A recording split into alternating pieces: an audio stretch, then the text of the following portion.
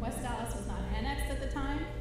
It was a lawless community full of industrial uses without running water or sewer. They had 3 segregated projects, one for white, one for Hispanic, and one for black. And they put it directly adjacent to the RSR lead smelter. And that smelter proceeded to poison the children, the black and brown children of the projects for the next several decades. This is what racial segregation looks like. So, about 60 years ago, our country passed civil rights laws. Dallas did not take steps at that time to change its segregated neighborhoods. It just kept going with the very inequitable neighborhoods. We have about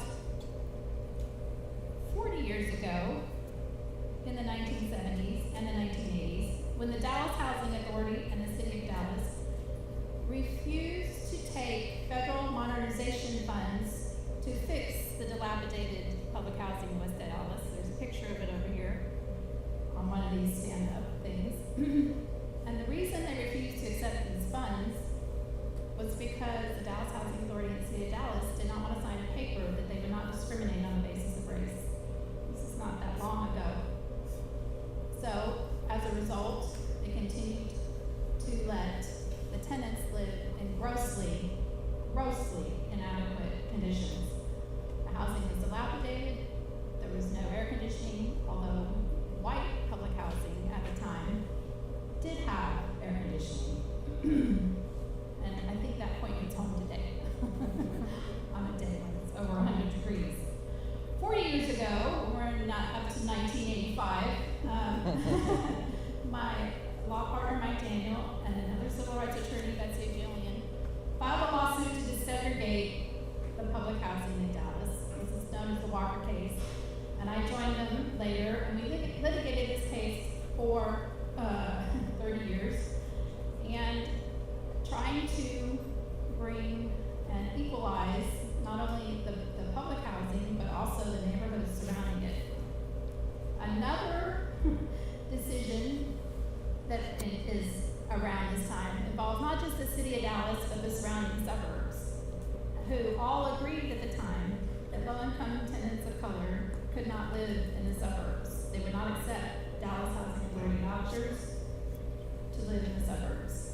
All of these decisions are not just a history lesson, okay? These decisions of intentional racial segregation created the neighborhoods that we have with us today. These neighborhoods have not been given the equalization services that are required. They've never been remedied for the intentional racial segregation, and they are the map upon which we need to work going forward. Thank you for that. Thank you. What she didn't say is that Walker versus HUD is the largest settlement in the history of HUD. Yep. All right? It happened here in Dallas. So thank you for your work. I want to bring Amber into this conversation. Amber is one of the first people I met in Dallas, and initially started working on racial equity with me. And I have a thesis that I'm going to prove that we made Dallas the most equitable city in the South from 2014 to 2024. That couldn't have happened without Amber Sims, who now leads Young Leaders Strong City. So you all give some love to Amber. Amber, many people think that housing solely is a question of affordability, but history tells us that it's about power, access, and opportunity. How do you see historical history policies continuing to influence civic life and community leadership today? One moment.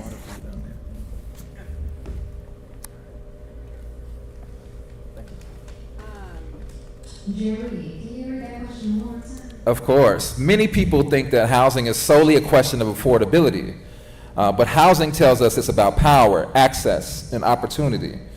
How do you see historical housing policies continuing to influence our civic life and community leadership today? Yeah, I gotta hear all parts of it because that's a really good question and it's nuanced. Because a few things are required for us to know is a lot of times being Black, being a person of color is often synonymous and used as synonyms for being poor. Or for areas that we're taken out of. And so the thing that I also want to say is that Black communities, despite segregation, were set up. And just to read a few, because I think that listing is important. We got Queen City, Mill City, The Bottom, Ideal, Bonton, Freedomtown, 10th Street, Prairie, Jockey, White Rock, Rowan, Stringtown, Deep Ellum. And I'll take a breath there. Because that's all Black life. And what do you mean that Black people created a life in the middle of segregation? That gets to me. After enslavement, bought land, built houses, built communities of churches and stores and movie theaters and schools. And said this might not be the best, but we're gonna make it something. And when we start talking about power and where people are moving, we're in development, which we also have to acknowledge as Freedomstown. Freedomstown that was built nearby the railroads because there was work. And people start to move around. The area called the Cedars is where folks moved, but then there were Black people there, and folks started moving to a place called Mill City. Who started Mill City? Mill City, and I'm sitting here, in the seat of, in place of Diane Maxwell, who runs AICP, which is the Inter-City Development Corporation, and I know Billy is here. But one of the things to say is that Mill City is called Mill City because there was a mill there built by a Black man. Who was from Chicago, we give Jerry some credit. Chicago. But one of the things that's really important for us to know is that he had a vision for this community. Unfortunately, the mill failed, right? It didn't last a long time, but the community remained. One of the things I find interesting, I've been doing a lot of work on the educator Joy Frazier, which is in that community. The Frazier townhomes are named for her. But those Frazier townhomes were built on top of that mill. And that just kind of vexed me. And so as we're talking about these stories and this policy, I want us to think about it. And one of the stories in my research I found, there's so many that I found really interesting, is it's from 1950. It's an article from the Dallas Morning News, and it reads, "School Board enters slum clearance field." What school board? Dallas ISD. Where Fancy Harris School is, there were houses where Black people lived. About 13 houses that they said were built like boxcars that probably housed around 60 people. And they said that this is decrepit, it is slum, it doesn't look good, it's filthy, it's dirty, it's nasty. I'm not making things up. This was in the Dallas Morning News to describe this community. And when you say that things don't matter and they are that way, it is easy to destroy. It doesn't matter, y'all, that people live there. And so when we talk about power and change, what happens to those people? What keeps them up? Is that they didn't build as many units coming back. What happens to those people? And the other just visit, ask to look around, we'll put your number down, it'll be great. But as for the erasure of Mexican American neighborhoods, and then the kind of history that people need to know. So if you're interested in knowing more about Dallas's Mexican American barrios, the neighborhoods, we do have a barrio history map on our website. If you just look up Dallas Mexican American Historical League, we are working on an updated one. But some of the major barrios obviously were Dallas's Little Mexico. When we talk about Dallas, that was very much at the heart of the area. If you've been to El Phoenix restaurant, if you've been to the Perot Museum, those are all within the heart of Dallas's Little Mexico. And if you've driven on the highway right next to them, that drove right through the heart of Little Mexico. Of course, we have other barrios in West Dallas, actually, Ledbetter Eagle Ford, which in the 1960 census, about 47% of houses did not have access to running water or a toilet in their house in 1960. This is not, in the middle of nowhere. This is 1960 Dallas County. We didn't have water. There's also El Pozo, which is near what's now the Dallas Farmers Market. There is La Bajada, which is now Trinity Grove. So when you go to Trinity Grove, you're actually in La Bajada. If I were to tell people, I could go through all the neighborhoods, but if I were to tell people what do I think is the most important history that people need to know about Dallas, I could talk about names, I could talk about people. 53 years ago in 1973, Santos Rodriguez was murdered by police officer Daryl Kane, who only was convicted to serve 5 years. He only served 2.5. I would want people to know about him. I would want people to know about Rene Martinez. I would want people to know about Trini Garza, who was the first Mexican-American to serve on the Dallas ISD board. I would want them to know about Anita Martinez. If you've seen Ballet Folklorico, she was the first Mexican-American woman to serve on the city council. Adelfa Callejo, her statue is in front of the UNT Law School in downtown Dallas. First Mexican-American woman to graduate from SMU Law School. She took night classes for several years there. I would want people to know about Francisco Pancho Medrano, who is related to those Medranos. He was a boxer, civil rights leader, and he was also somebody who directly confronted racism in ways that we might not encourage nowadays, but very direct. Again, there's so many people you could know, so many events, so many things that happened, but I think the most important thing people need to know is that humanity has not changed so drastically in the past 50, 100, 500 years. The way that you connect with your family and friends, the way that we love, the way that we hate, the way that we bear grudges, the way we plot and scheme, the way that we have hope for the future, that we sacrifice for others, that's history. If you can understand that about one another, then you can really begin to understand history. Because yes, those are some big names, but history is made out of everyday people. It's made out of people like Eladio Martinez, who was killed in the Pacific and who's buried at the Campo Santo de Cemento Grande in West Dallas. It's made up by, the women who, back when Luna's Tortilla Factory was first beginning, the original owner would go around and she would give masa to the women in Little Mexico, and they would create tortillas and she would sell them and give them a cut. It's made by you and it's made by your families. If you go into an archive, as for example at UTA, I can show you all the biggest people from Texas history. Sam Houston, I can show you, it would be great. But we also have collections from people everyday living, because that's who made Dallas. So if you're looking into Mexican-American history, yes, look into the big names. Look up the Dallas's Dirty Dozen. Look up Chicano rights activists, civil rights activists. Look up the economic leaders of our community, the cultural leaders of our community. But also think about the normal, everyday people, and think about the way that you live and the way that you connect with others and the history that you carry. And remember that that's in every community and in every person. So. Thank you. All right, this is the lightning round. We have answers in 2 minutes or less. All right? You ready? All right. Many people see zoning as a technical issue reserved for planners and attorneys like you. Why should the average Dallas resident care about zoning, and how does it influence everyday life in ways people might not realize?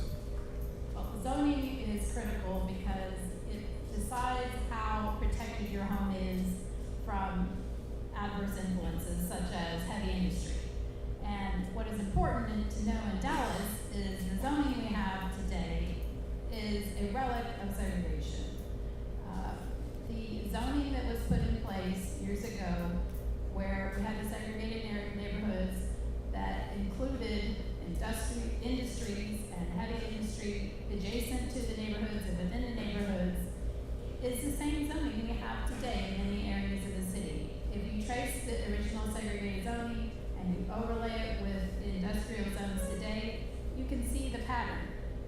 disproportionately in our city, black and brown neighborhoods are harmed by industries in ways that white neighborhoods are not. That is a relic of official segregation that needs to change. This is why it is important. Zoning is important where your home is because it protects your health. It tells you how much equity you can have in your house if you're next to an industry. In fact, some of this zoning, industrial zoning, if you look at West Dallas, for example, where J.C. Cisneros and Singleton United are, their homes are located within industrial zoning. They do not have the protections of residential zoning. That means they cannot go to a bank and get a loan to help improve their homes. They cannot go to the city and get a permit to repair their homes. This is something that needs to change to have a more equitable city going forward. Thank you. That's a great answer. Amber, for younger generations, and you run an amazing organization called Young Leaders Strong City, for younger generations who do not experience redlining in the classical sense, or segregated housing, firsthand as their parents do, why is it important to understand this history, and how can the knowledge inspire civic action for them? We had the pleasure of collaborating with AICP. I saw Dr. Jose here earlier, and we just wrapped a summer camp with over 70 high school and middle school students, and we take them on a tour of Dallas, and specifically a historical tour. And one of the things, for young people that I want them to be able to say is I've explored so many different parts of the city, from West Dallas to Oak Cliff to North Dallas. We've taken, to Addison, right off the border. And we want them to know about the places that Black, Brown, and Indigenous people in those fight for liberation have created. We want them to know about the history of how, it has been through intentional policy that these places have been torn down, but that these stories carry with us. And then we challenge them to go home and talk to their parents and their families, but also for them to see these things and for them to know these things and be bridge makers towards, we want them to have a value set around what do people deserve. We believe that people deserve quality housing. And what does that look like? What are the policies that get us there? And something that I'm thinking about quite a lot is the recent announcement for the Dallas Mavericks. And when I think about that example in particular, it's really heartbreaking. I think it's something that we can relate to young people. Is that the old stadium with the Mavs or arena with the Mavs is like I graduated. And why did I graduate there? Because it wasn't being used anymore. It's in the middle of downtown, right? And it's just sort of an eyesore. It's been that way. And now, the American Airlines Center is in the middle of Little Mexico, and they will not leave it. And now we're going to go to Valley View, right, which sits on, some of the Freeman town Black people, the Alpha, and Little Egypt, right, around those communities. And I just want to say, as we think about what is possible for our future, are we going to allow businesses and entities and corporations to take historical sites from us? Right? The saving of the Freedman Cemetery, to expand the freeway, and for us to have a place like Uptown. It's nothing in comparison to the rich history, so I just want young people to see that as well. Thank you, Amber. I appreciate that. For the last year, I've been living in West Dallas, and a lot of people don't know that there's a Mexican-American cemetery buried under AT&T's El Campo Santo de Cemento Grande, Cement Yes. City Cemetery. So I want you to close us out by sharing about how did housing policies, infrastructure projects, and urban renewal affect Mexican-American neighborhoods, and what lessons do we need to learn from that? Well, historically, Mexican-American neighborhoods were formed by segregationist practices. Even after segregation was officially off the law books, it was still very much enforced. In fact, our city, Dallas, which was written by Kessler, thank you. Kimball. Kimball. It started with a K. Kimball, him, yes. There's 2 editions, and in the second edition, I believe, it's written that he explains that the reason why communities are segregated is because they just like to live among their own people. Just a coincidence, running water, good schools. No, I'd rather live around my own. That doesn't make any sense. But contemporarily, those kinds of industries, redlining, industrial movements, those kinds of things, they directly affect how our neighborhoods are continued, the health of the people in our neighborhoods, and how they continue to exist. Obviously, Little Mexico, with the mix of economic change and the highway, effectively no longer exists. We've got Pike Park, which actually it took a lot to protect Pike Park in the first place. But out in West Dallas, you have areas like La Bajada, or Oak Cliff area, excuse me. You have La Bajada, you have the Oak Cliff area, where you have on Jefferson Boulevard a lot of businesses, around Jefferson Boulevard, a lot of homes where people are being priced out. As valuations of properties increase, people just can't keep up with things. So you have the situation where on paper it looks like, well, this is natural, this Housing to the maps in the middle of the guide, and then locate where you live. Locate where you live. And then 3, discuss the prompts. All right? And we'll be back in 5 minutes with a new panel, so don't leave.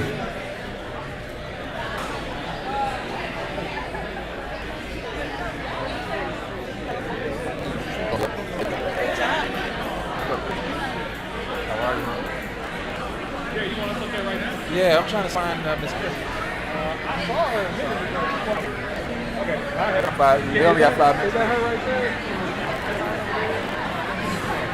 The picture, I'll be like, hey, cause that's the one I got from about 10 years ago, man. So, all right.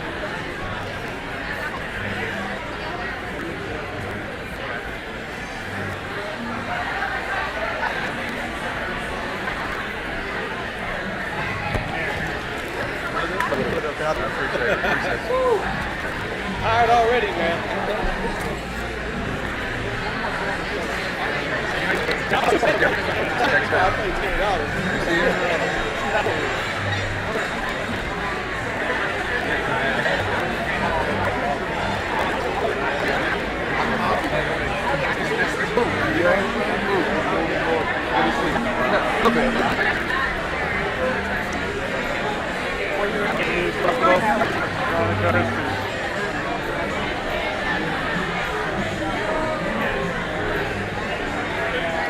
Ready to go, man. Get started in like 2 minutes.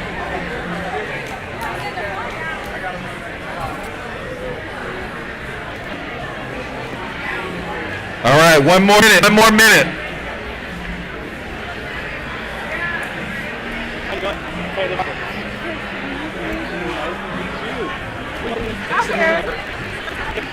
Forever now. 30 seconds. 30 seconds.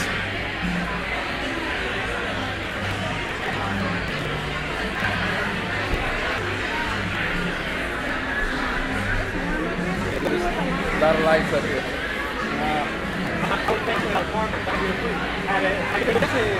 Me too. Hey, I was like, you're 25. I said, not today.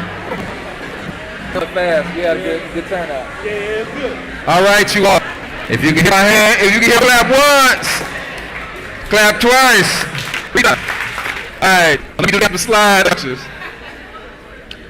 Thank you all. I hope that you all met a new friend and neighbor, and I hope that you all located where you live. I see you all on the chalkboard. I'm excited now to move in talking about the future of zoning and Dallas. Amazing. I'm going to start with Caleb from Downwinders at risk.